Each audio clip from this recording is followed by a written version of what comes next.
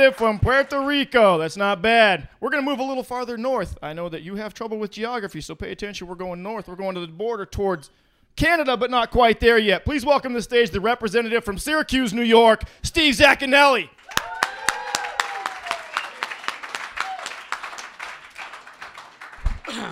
How we doing tonight? My name's Steve Zaccanelli. I am from Syracuse, New York. I just want to say I'm happy to be here in the Big Apple, greatest city in the world, and I mean that in the world. You could be any place in the world, people are going to know New York City. You could be in Indonesia, China, a brother will pop out of a rice paddy. Oh, New York, bang, bang.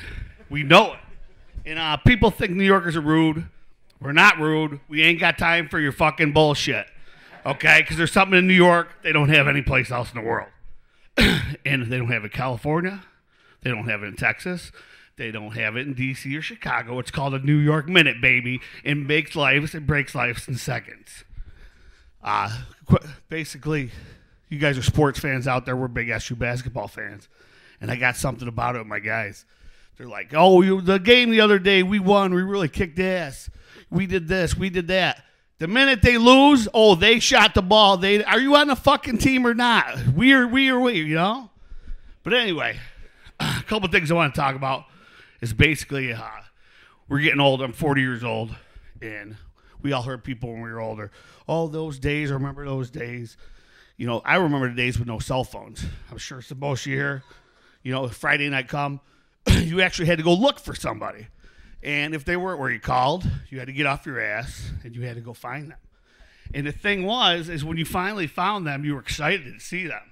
I mean, it was exhilarating. You finally found them. Now you got your phone. You look, it's 5 times this guy's called you. This fucking guy again, leave me alone. We take it for granted. And then download on the internet with the kids. We wanted our music back in the day. We had to go steal it out of the fucking store. Okay, we couldn't download it. And if you didn't have the guts, you had to go ghetto and make a fucking request with your little cheap tape deck. You put it in the car. And that's the truth. Yeah. My mother comes from Sicily. My father from Calabrese, Italy. And my mother's a cook. She makes lasagna with a cheese stick, I'm telling you. The bottom is meatball, sausage.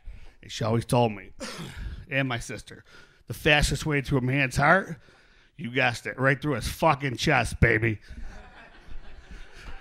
I quit smoking the other day, cold turkey. Well, I'm lying. It was fucking warm chicken, but I don't see the difference. I don't understand these people with the meats. What, do you quit drinking AA? No, man, I'm using pulled pork. I mean, I don't get it. Another thing, my brother, he likes listening to all them 911 calls and all this. This is actual true 911 call about 2 weeks ago. 911 operator. Hello? The guy says, hello, my wife, she's bleeding. She's bleeding profusely. Please, send help. I need help. And she says, calm down, sir. Just calm down. Take a deep breath. Where are you? He says, I'm on Eucalyptus Ave. She says, sir, can you spell that for me? He says, you know what? I'm just going to drag her over to Oak Street. Swear to God. You probably find it on YouTube. Unbelievable. But I really am happy to be here. This is my first time ever doing stand-up comedy. I don't want to tell anybody, but I've been practicing for a while. And women out there, stop telling your boyfriend when you see some girl that's got a pants on to make a priest kick out of a stained glass fucking window that she's a slut. It doesn't deter us, okay? You want us not to pay attention. It's all she likes to read and cuddle. We'll never give her fucking eye contact. Yeah, I remember anybody ever had a tongue in your ass before? It happened to me one time. You know what I did? I fucking married her. That's what I fucking did. And it wasn't just that. She wanted a pair of shoes. I give her $100. She'd come back $74. Mink, I said, this is a girl for me. Mink, this is a girl for me. Now I give her $100 for shoes. She comes back going fucking $400. I mean, what is that? But I think probably 2004 it was, Christmas time. We started playing online games, SOCOM, Call of Duty, all that. I got a younger kid, and I got hooked on it, hooked bad. The wife was getting furious. It was like 3 days in, and She's like, I'm going to throw that fucking thing out. We ain't done nothing. You ain't spent no time. We're playing 8, 9 hours a day. And I remember a Sunday night she had to go to work 12:30. She comes storming downstairs. You better get off that thing. I am sick of it. I'm telling you. And I couldn't answer. I was in the middle of a firefight with 6 guys from work. And she goes, do you hear me? I go, Roger that. Fucking lamp right across almost hits me in the face. She runs back upstairs. I'm back in it because I don't let my boys down. I'm born and raised like that. She comes back downstairs storming. She said, I've had it with you, not paying attention to me, not doing anything around the house. In fact, the next time you want to have sex, buddy, stick in the PlayStation. That's true. That's true. Marriage, it's tough, you know what I mean? Sometimes.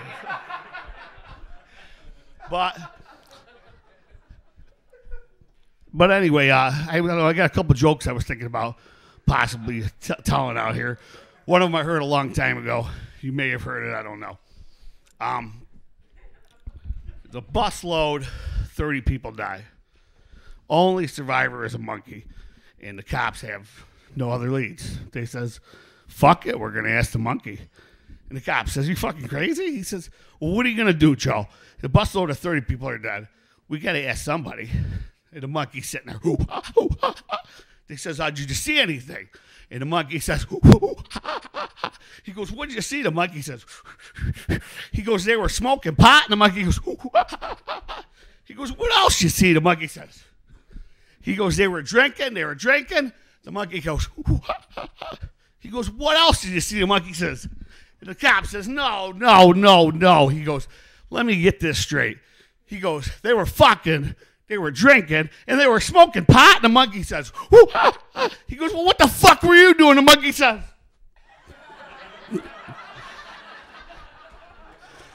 I appreciate it, and I'm going to wrap it up on that note.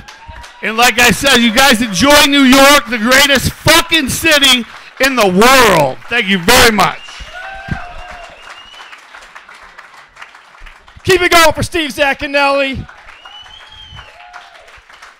That was one hell of a comedy debut. Let's just keep the show moving right along. The next man coming to the stage has written for Conan O'Brien.